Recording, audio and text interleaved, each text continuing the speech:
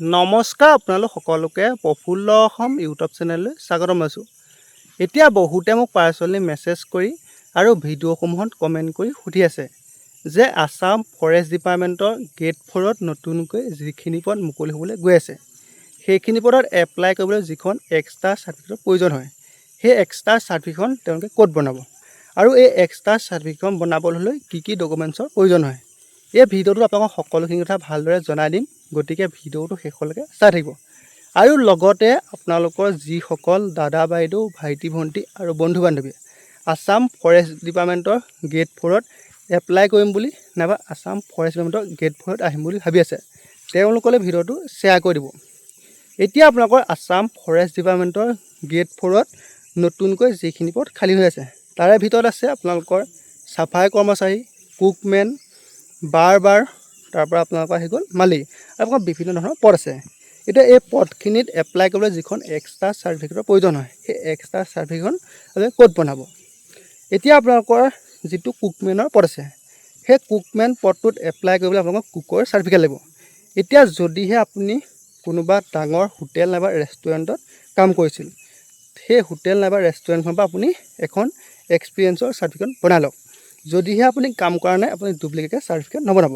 আপোনাৰ ধৰি লওক কোনোবা সৰু যদি আপোনালোকৰ হোটেলত আপুনি কাম কৰিছে সেই চাৰ্টিফিকেটখন ভেলিড নহ'ব। আকৌ ডাঙৰ যিসমূহ হোটেল নাইবা ৰেষ্টুৰেণ্ট আছে বা আপুনি ধৰি লওক কোনোবা অফিচত আপুনি কাম কৰিছে কুকৰ কাম কৰিছে তেতিয়া আপুনি তাৰ পৰা এখন চাৰ্টিফিকেট বনাই লওক। তাৰপিছত আহি গ'ল চাফাই কৰ্মচাৰী।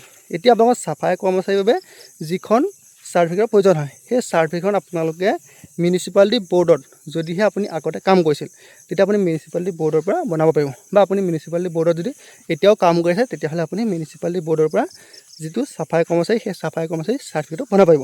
নাইবা আপোনালোকৰ ধৰি লওক NRL নুমলীগড় ৰিফাইনেৰী যিটো লিমিটেড তাৰ পৰা আপোনালোকে বনাব পাৰিব। আমাৰ যিবোৰ প্ৰাইভেট ডাঙৰ ছেক্টৰ আছে তাত যদি আপুনি চাফাই কৰ্মচাৰী কাম কৰিছে তেতিয়াহ'লে আপুনি তাৰ পৰা বনাব পাৰিব। তাৰপিছত আপোনালোকে যদিহে বাৰৰ এক্সপিৰিয়েঞ্চ চাৰ্টিফিকেট বনাবলৈ হৈছে তেতিয়াহ'লে আপুনি যদি ক'ৰবাত বাৰৰ কাম কৰিছে বা আমাৰ যিসমূহ আসাম পুলিচৰ হেডকোৱাৰ্টাৰ আছে যদি আপুনি তাত কাম কৰিছিল বা ক'ৰবাত যদি আপুনি বাৰ কাম কৰিছে নাইবা বাৰ যদি কোৰ্চ কৰিছে তেতিয়া আপুনি এখন চাৰ্টিফিকেট পাব। সেই চাৰ্টিফিকেটখনে হৈ যাব। আৰু আপোনালোকৰ যিটো মালিক সেই মালিক আপোনালোকে এপ্লাই কৰিবলৈ যদিহে আপুনি কোনোবা ডাঙৰ নাৰ্চাৰীত কাম কৰিছে বা আপোনালোকৰ নাৰ্চাৰী কৰা কিবা অভিজ্ঞতা আছে আপোনাৰ যদি চাৰ্টিফিকেট আছে সেই চাৰ্টিফিকেট হৈ যাব। আপোনালোকক এইখিনিতে কৈ যাওঁ, যদিহে আপোনালোকে চাফাই কৰ্মচাৰী হওক বা বাৰ হওক বা আপুনি কুকমেনৰ যদিহে আপোনাৰ কোনো এক্সপিৰিয়েঞ্চ নাই আপুনি কেতিয়াও ডুপ্লিকেটকৈ চাৰ্টিফিকেট নবনাব। কিয়নো আপোনালোকে চাকৰিটো যদি কিবা কাৰণত পাই যায় চাকৰিটো পাই গ'ল পাছতো আপোনালোকক ৰিজেক্ট কৰিব পাৰে বা আপোনালোকৰ ইণ্টাৰভিউ দিনা ৰিজেক্ট কৰিব পাৰে। গতিকে আপোনালোকে কেতিয়াও ডুপ্লিকেট চাৰ্টিফিকেট নবনাব। যদিহে আপুনি ক'তো কাম কৰা নাই তেন্তে চাৰ্টিফিকেট নবনাব, বা এতিয়া কৰি আছে যদি চাৰ্টিফিকেট উলিয়াই লওক আৰু যদি আগতে কৰিছিলে তাতে চাৰ্টিফিকেট বনাই লওক। কিন্তু আপোনালোকে ডুপ্লিকেটকৈ কেতিয়াও চাৰ্টিফিকেট নবনাব, কাৰণ আপোনালোকে পাছত বহুত ডাঙৰ সমস্যা হ'ব পাৰে। আৰু এই চাৰ্টিফিকেটসমূহ বনাবলৈ হ'লে আপোনালোকৰ কোনো ধৰণৰ এক্সট্ৰা ডকুমেণ্টছৰ প্ৰয়োজন নাই। ধৰি লওক আগতে যদি আপুনি কাম কৰিছে তাৰ ৰেকৰ্ড চাই আপোনালোকৰ চাৰ্টিফিকেটখন দি দিব, বা এতিয়া যদি কাম কৰি আছে আপোনালোকক ধুনীয়াকৈ চাৰ্টিফিকেট দি দিব। ধন্যবাদ।